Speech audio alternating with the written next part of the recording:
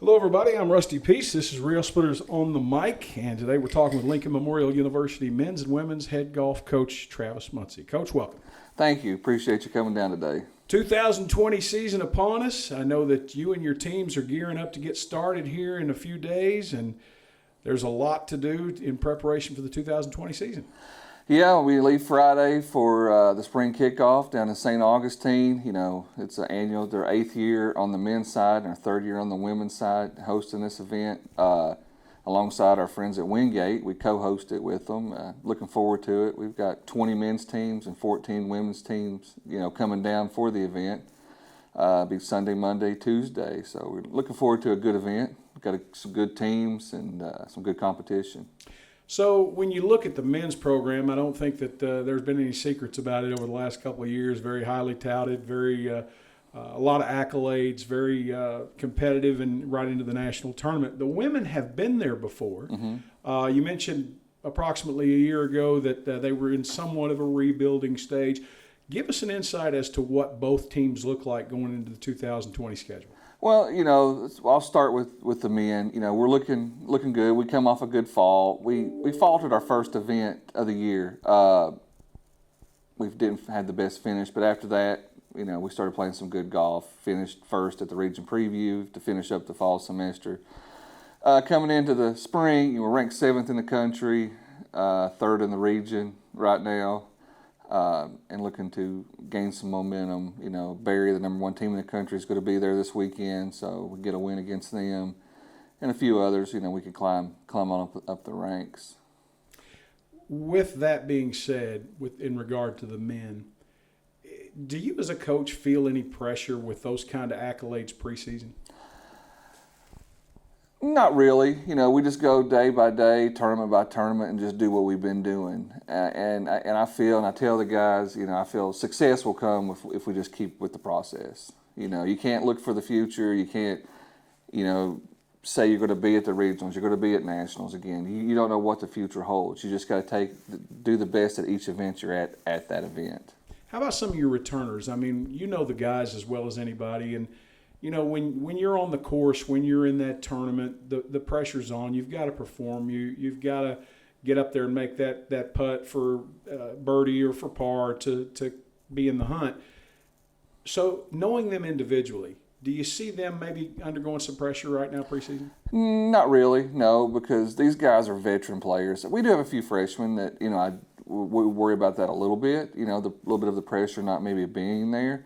But these guys played for the national championship. 4 of them did. So, losing Broadhurst, but the other 4 are coming back. We're a very young team.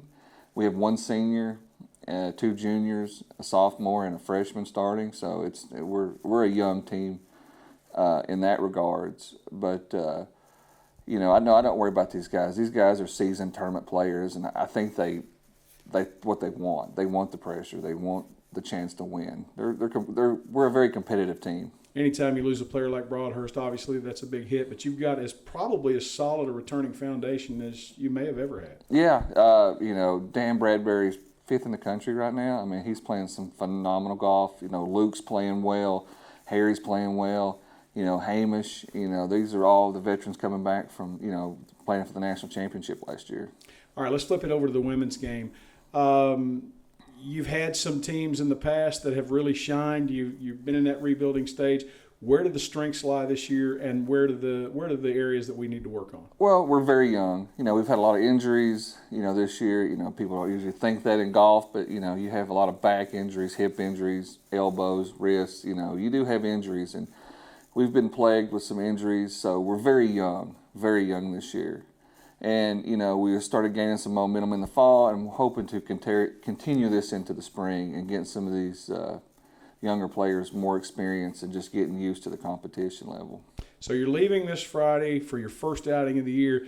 Tell us about the entire 2020 schedule. What serious competition are we going to be seeing in those outings? Well, I'll run down the men's side real quick. We go to the spring kickoff, and then we have a week off and have the battle at Hilton Head. That'll probably be the weakest field we play is there in Hilton Head. And then after that, we go to Valdosta. It took me 10 years to get in this event, and this is where everybody in the top 15 in the country is at this tournament. So a real big event down at Valdosta State's tournament. And then after that, we play at down in South Carolina at a pretty big regional tournament at Lander. And then we host a spring kickoff. But the Tennessee River Rumble in Knoxville. And a very good. Those last two are really good, big regional fields.